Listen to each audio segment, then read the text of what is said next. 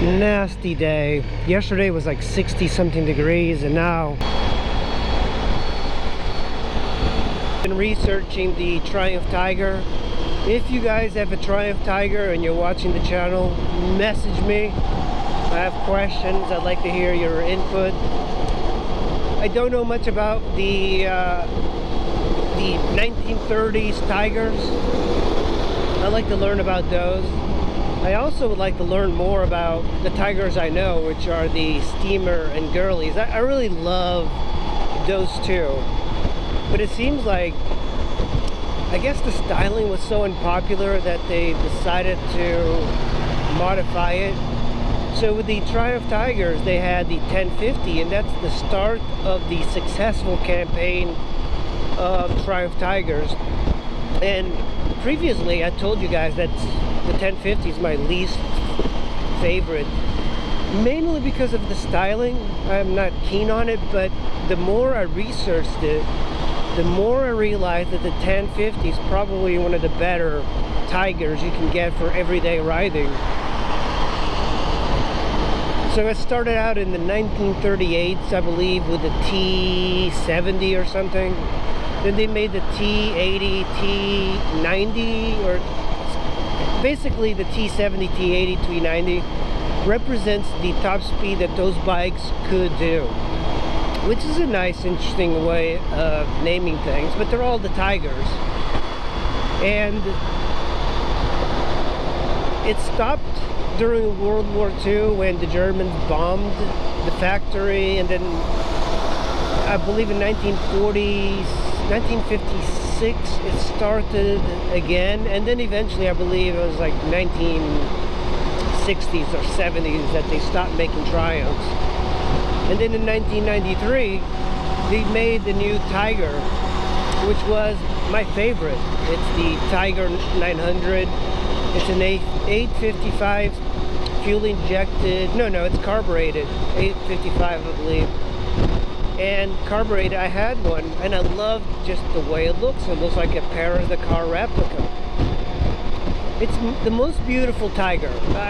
It just, design-wise and reliability is not there. It's incredibly heavy for that type of bike, and very top heavy, as many of the 90s bikes were. And then they came up with the 855i, which looks like the Girlies, and I believe they made it from 99 to 2000. And that's a really cool bike. They made it in this really wacky yellow color that I like, and it's an 855, so the engine is fuel injected. It's got the 19-inch front wheel, 17 rear, and you can get amazing deals on those. I don't know much how they are, but the engine, I assume, is just like the old one except fuel injected. Very cool looking. And then they made the 955i Girlies in 2001, and I believe they made them until 2006. And that to me is the bike I've been like looking to see if I can get. I saw one sell for $3,000. It was orange with the matching bags, and I really wanted to get that, but you know, I was hoping on selling the ST, even though I like it. Adventure bikes have always been my favorite type, the big trailies. So the 2001 955i's were much improved. The engine was better, it felt lighter, it handled better, it got better fuel economy, and altogether a very good package. But of course not very popular, and Triumph hired this guy. I believe he was known as, he was like an Italian designer, and they hired him to redesign the new Tiger, and what he came up with was the Tiger 1050. And he's still the guy that designs the Tigers now. But I kind of, okay, it was a successful power plant for Triumph. Actually, the really big hit with the Triumph Tiger was the Tiger 1050. And I like it a lot because even though I think it's my least favorite looking Tiger, it's the Tiger that everybody should get, that people tend to like overlook because they want a GS. They want a GS and they really ride like a FZ09. So they made this kind of like sporty 17-inch wheel type of bike, and it became very successful for Triumph. And then after that, so the 1050 was like 2007 to 2013 or something. Oh man, I think I slipped. And that was a really popular bike, but I really like the old girly Tigers because they're much more distinctive. Why is there so much crazy wind? Oh my god, yeah. There's like some crazy wind happening. This bike, man, if the wind hits it, it feels like a sail sometimes. So, you know, the part that I'm confused is that after this 1050, I lost track of the Tigers because they've been starting to look like BMWs crossed with Japanese bikes. And more like they look like the F800 BMW. And I don't like that. I like that the early Tigers were distinctive and unique and creative and original. You cannot say that the girly Tigers were creative. You might hate their style, you might hate the look that they have, but you know, they do invoke a feeling in people, and motorcycling is all about feeling.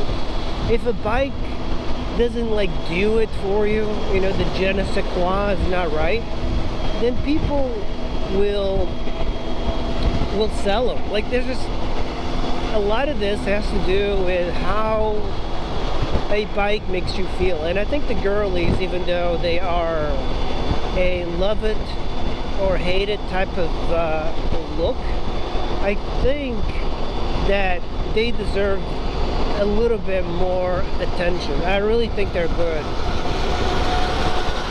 And I heard that the 955s are incredibly reliable. I had a speed triple with the same engine, and I put 70 maintenance-free miles on the speed triple, and I loved it. It was one of my favorite engines I've ever ridden. And the part that I'm confused about the Tiger is the newer stuff. It just seems so BMW, so typically adventure, sterilized adventure. I'm not saying that they're not good bikes. I'm saying that they're not unique.